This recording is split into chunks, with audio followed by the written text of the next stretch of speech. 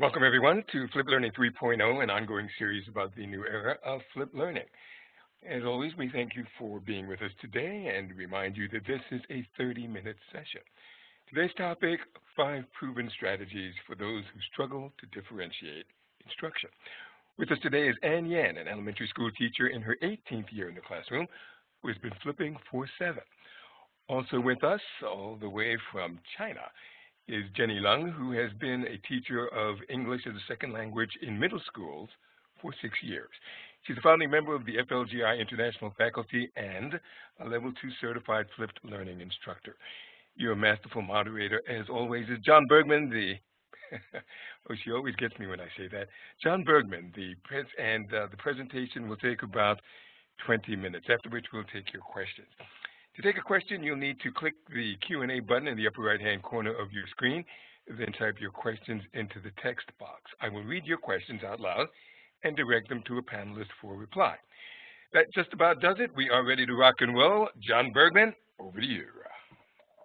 It's great to be with everybody. Thanks again for joining our amazing panelists. These are some of the most amazing people I've met. First of all, thanks to Cisco for the software. What a great partner they are with the Flip Learning Global Initiative, along with a whole host of other companies who are doing amazing work, not just with Flip Learning, but with education in general. You know, we discovered that a new era of flipped learning is upon us, and there's 5 key points. We're going to focus on just the 5th one. There's a new awareness emerging about flipped learning, and that flipped learning has been discovered to be, if you will, a meta strategy that supports all others. A way to illustrate that is with this particular diagram. A lot of people think that all these different strategies, you can choose blended or flipped or differentiated or mastery or inquiry, but instead what we found is that flipped is the meta strategy that supports all others, including differentiated learning. And that's our focus today, and we are joined by a couple of amazing people. But before we turn over to them, we want to turn it over to you. So I would like you all to grab a device, grab your device, go to menti.com, type in the code 70063, it's on your screen, and I want you just to rank yourself. Are you an awesome differentiator, or do you struggle with differentiation? What is it? So take out your device. I'm going to take out mine. I'm going to rank my own self here on this particular thing. So take out the device. Menti, MENTI.com. Type in the code. Someone's already there. Way ahead of me. I can't spell, that's why I can't get there. All right, so we've got a couple of people voting in here. We can see in the bottom corner how many people have voted in. There we go. All right. You can kind of see, if you look carefully on the screen, is what people are voting. A lot of people are voting 5s. Our average is 5.4 now. So it looks like it's kind of even across the list, and people are on a scale of 1 to 10. We are a pretty good differentiating lot at 5.7. Pretty good. Lots of people are, I'm going to say, or maybe that's a 7 is how I would call that. So that's pretty good. You are pretty good at differentiating. But my guess is all of you are thinking you could be better. So question number 2 is this. What are the biggest barriers that you find for differentiation in your class? So if you are a 7 or an 8, that's awesome, but I bet you still have some barriers. So what are the big barriers that you have? Now this is going to be a word cloud, so if you could just put 1, 2, 3 words in there, it's going to like work it all out. So yeah, what are your thoughts?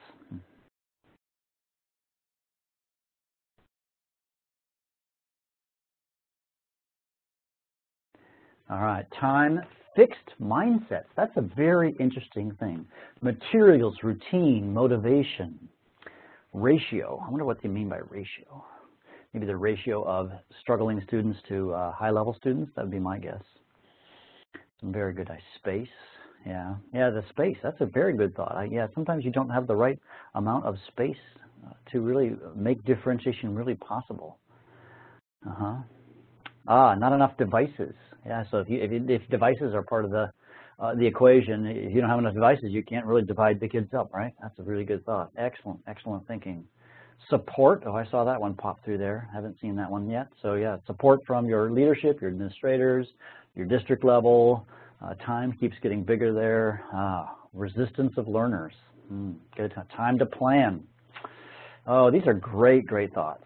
Great thoughts. Keep typing those in. We're going to collect those and look at them later, but let's now turn it over to our first presenter, Jenny from Hong Kong.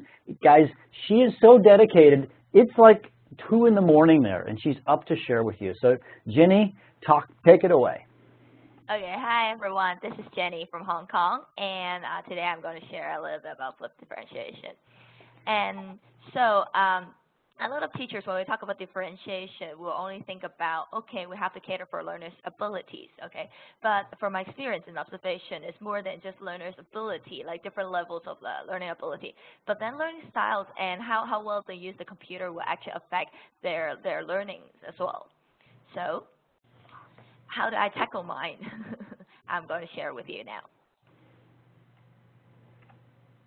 So, of course, with learnability, the first thing that you can do, flip your lesson, because when you flip your lesson, it allows you more time to do differentiation, right? And more resources for the students.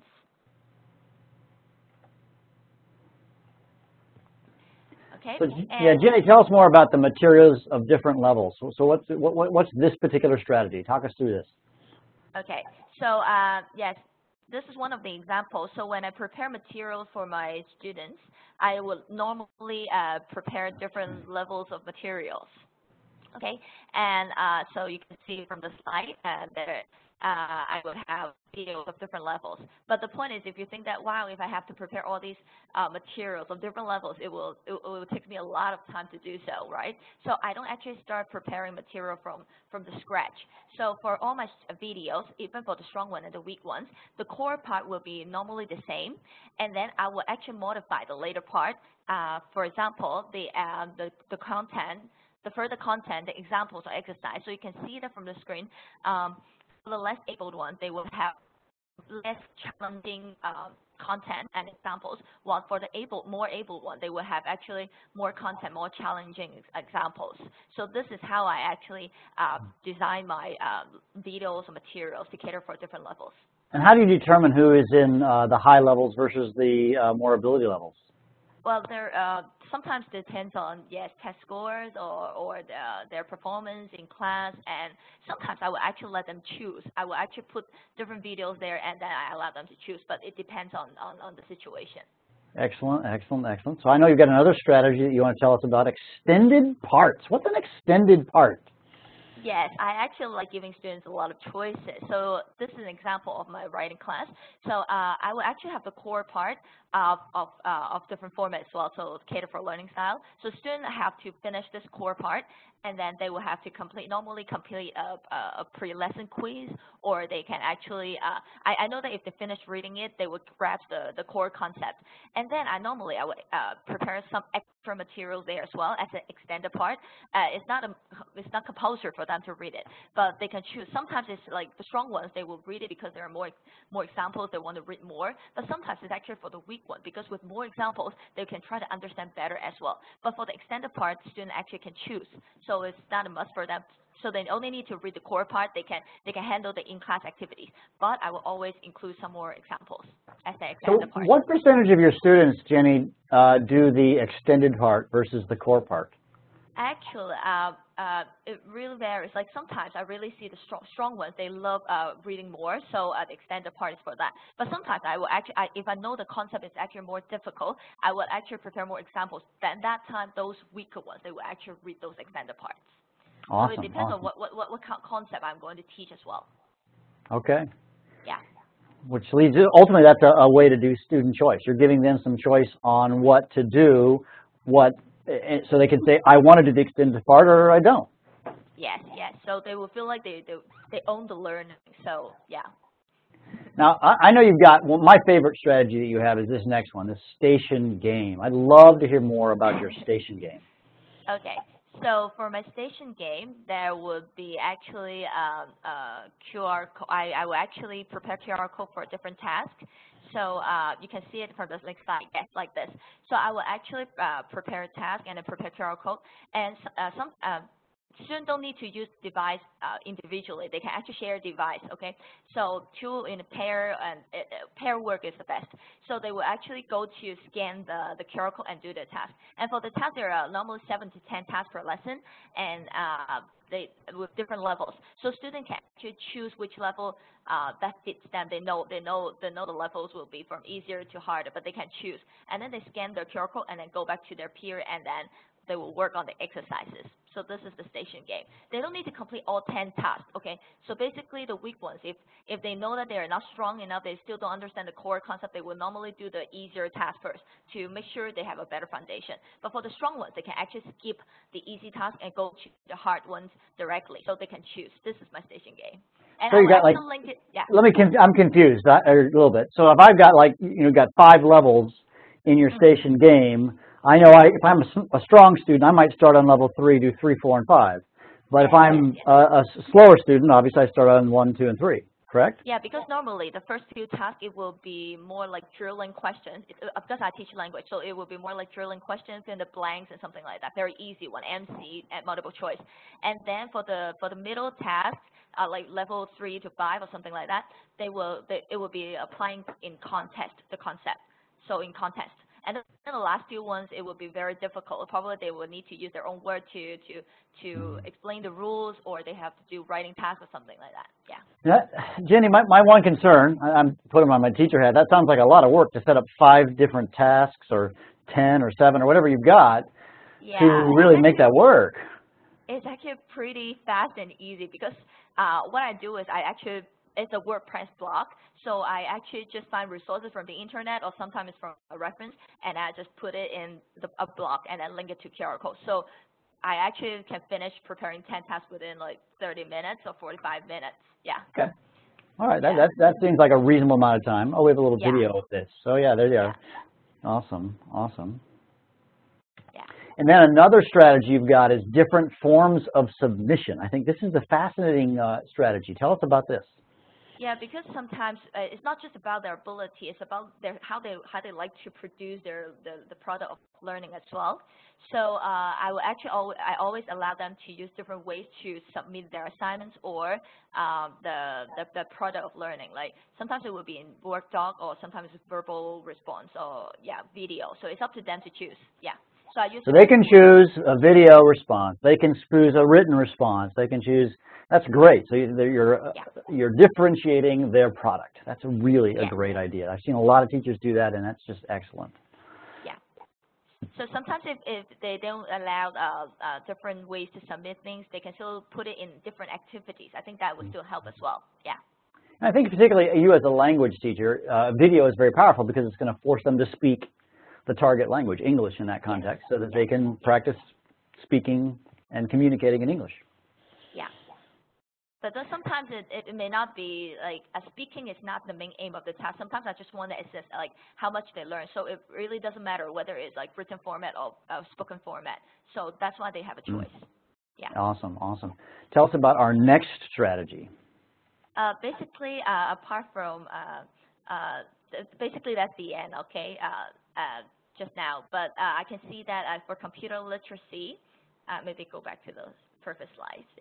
Yes, actually, sometimes I spot that actually computer literacy affect the way of learning as well. But so sometimes I would have like mixed mode.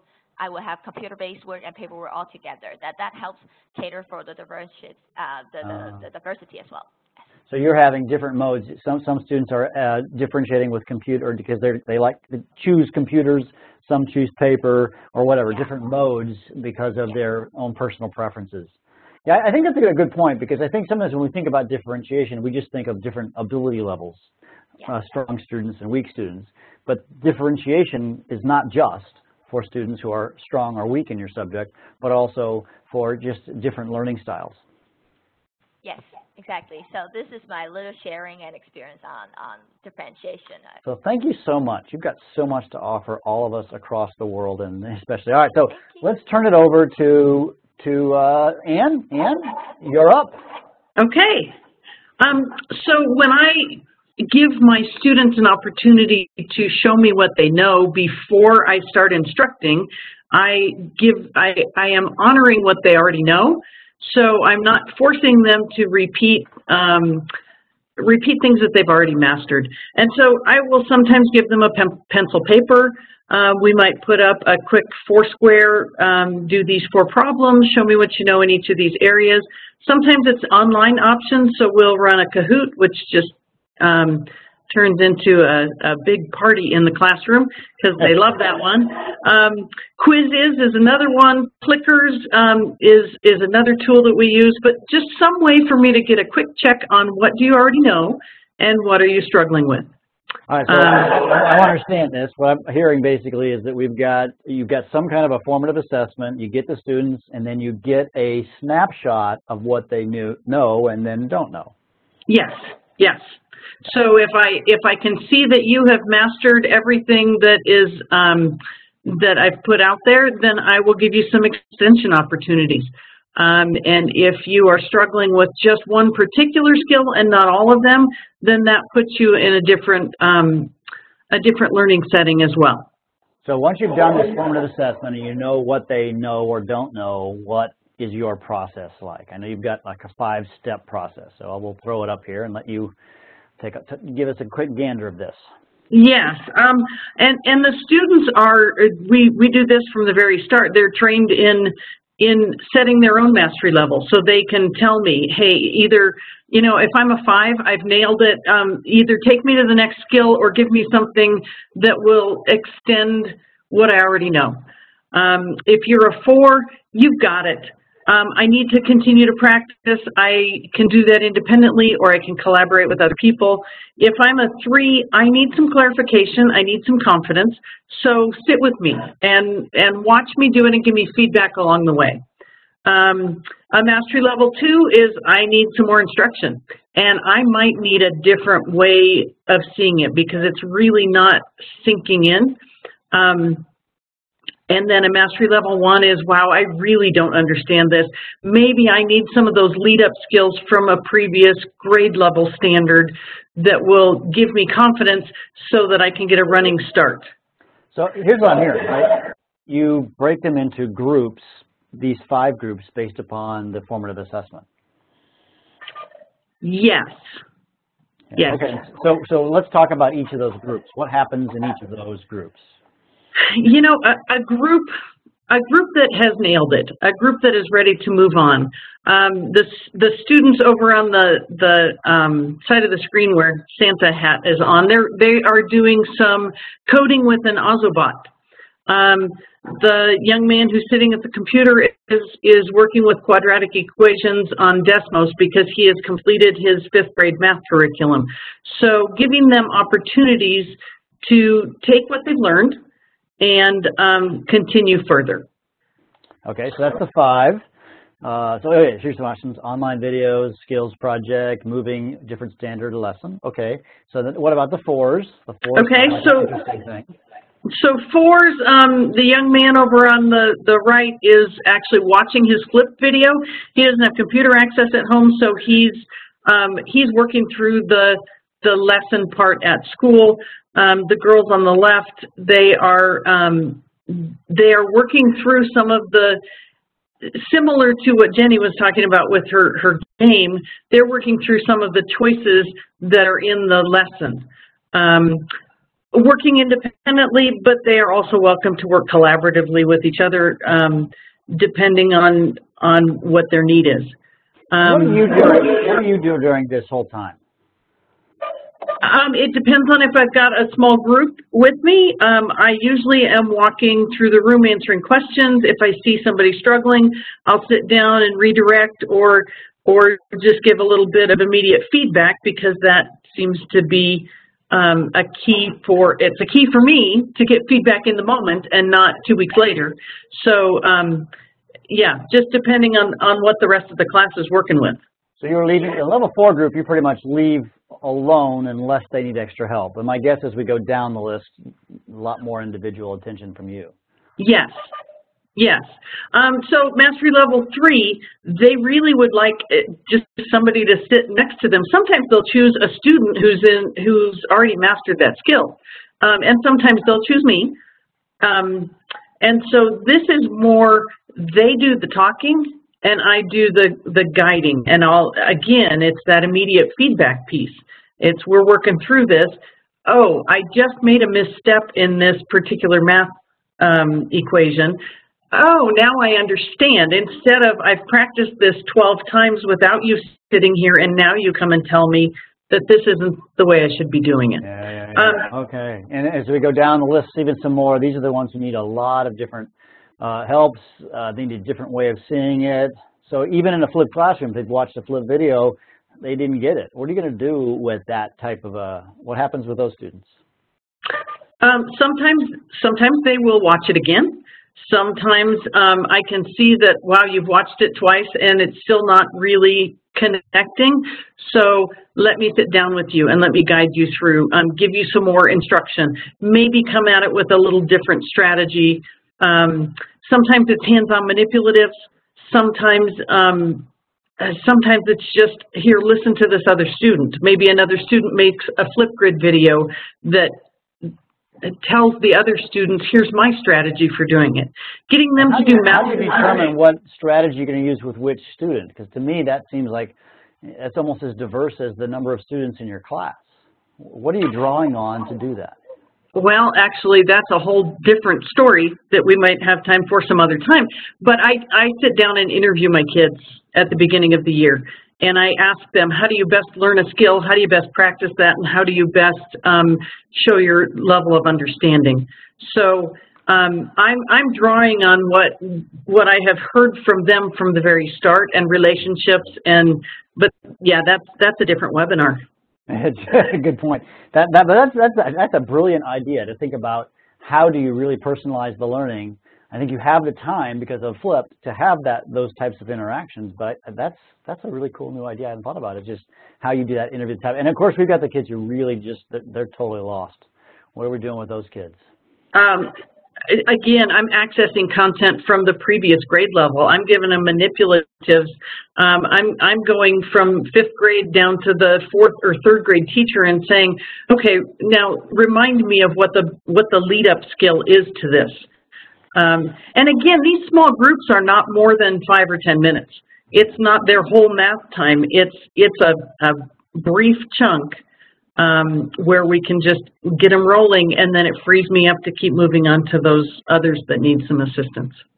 Well, that's great, Ann. All the stuff that you're doing, and Jenny as well, is amazing. So we've got, as I'm looking at the clock, about 8 or 9 minutes left, and it's now a time for us to do some Q&A. So what I'd like you guys to do is to respond to, ask us some questions. Ask Ann, ask Jenny some questions. Rely on their amazing expert ideas.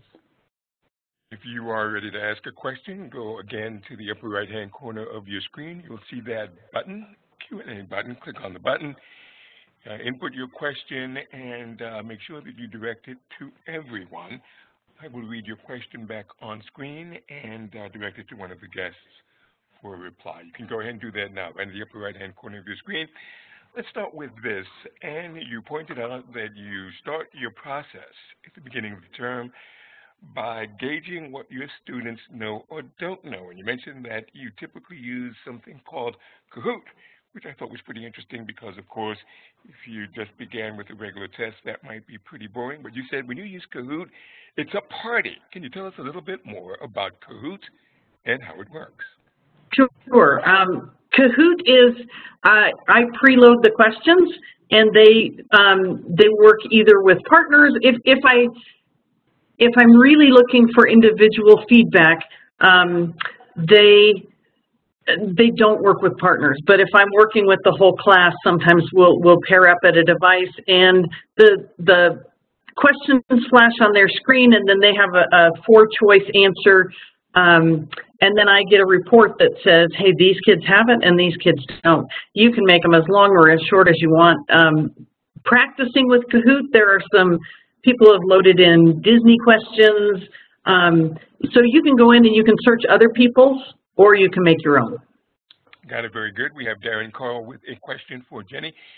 Jenny, when you link with QR codes, are you linking only to your blog, or can you link to a document or Google Drive? Basically, anything that has a URL, you can link it with a QR code. So, but normally I would link it to my own blog, so it's I can control everything in my own blog. But yes, you can link it to other places as long as there's a URL. Yes. I got it. Very good. Thank you. Let's go back to you, Anne. And it sounds like you've been doing this a very long time. You pretty much have differentiation wired. What's the toughest differentiation scenario you typically encounter, and how do you handle it? Wow, the toughest one would probably be those kids who are in a level 1 and really have it was said in that first Menti question, they have a fixed mindset. They've been told that they don't know how to do anything. They haven't been told that they're a genius at anything, and so they feel lost and unable to get started. So those who are not self-starters are probably my most difficult students to approach. And how do you deal with those that are not self-starters? We find what are you best at? What can you do? And then we go from there. I want them to have the confidence to know that everybody in that room is a genius at something.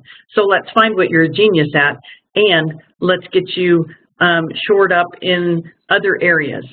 Does that connect to what you said at the top about interviewing each student and finding out what they're good at, how they've succeeded in the past? Is that what that initial interview is all about? That is a part of it, yes. Yeah. All right. Let's put that same question over to you, Jenny. Most difficult differentiation scenarios, and how do you deal with them?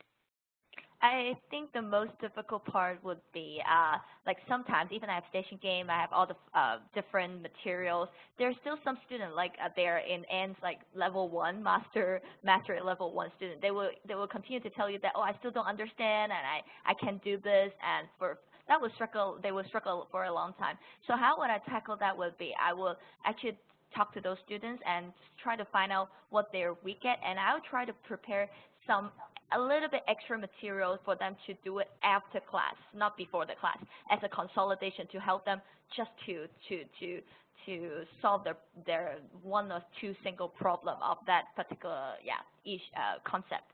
And then that's the most difficult part, and that's how I tackle it. Yes. Got it. Now we have a question coming in from Bernice, and essentially she's asking whether or not there is a class size limit beyond which any of these differentiation strategies would not work. Let's start with you, Jenny. Is there a limit to the number of students that you can apply your techniques with? Normally, I would have 27 to up to 37 students per class. So 30, probably 30-something. It's still fine with the station game, yes. So far, I see no problem with my class size. I think it's pretty big already, right? Yeah, 30-something. Do you think it would work with 50 or 60 or 100? That would be no. Yeah, probably not over 40, because like even within the classroom, there's not enough space. First of all, yes, but yeah, not over that. But so far, 30-something would be fine. 30 to 40, yeah. Got it. That's such a different world, Jenny. In U.S., that's not that often, unless you're in California, that you get classes of 37. So, wow, I just got to remember that in Hong Kong, it's such a big a number. Yeah, and they sit in rows and of desk, and that's why I said pair work would be the best, because like we don't really have enough space within the classroom, and our classroom is actually pretty packed too. Yeah. Same question to you, Anne. Are there limitations to the number of students where your strategies would work? Wow. I teach 5th grade, and obviously class size, you have more face time if you have a smaller class. This year I have 24. Last year I had 29. The more students I have, the less of me there is for each of them. So is there a limit? Maybe. I'm hoping to never find out if that's really true. Got it. A final question from Daniela. She's asking, I presume she's talking to you, Jenny. She's asking, how do you make students work on speaking in differentiated ways? Well, basically, I think it's like how you assess them.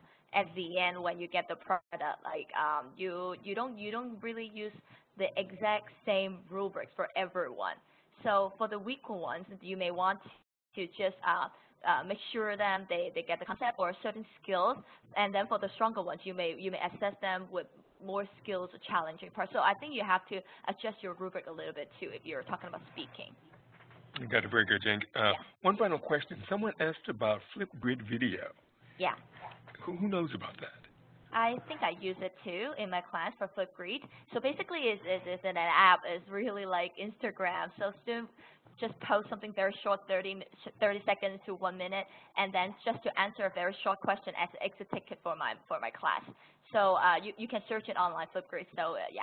So Got it very good. We're going to squeeze one more in for you. And if technology is not working, how do we best differentiate that from Samira?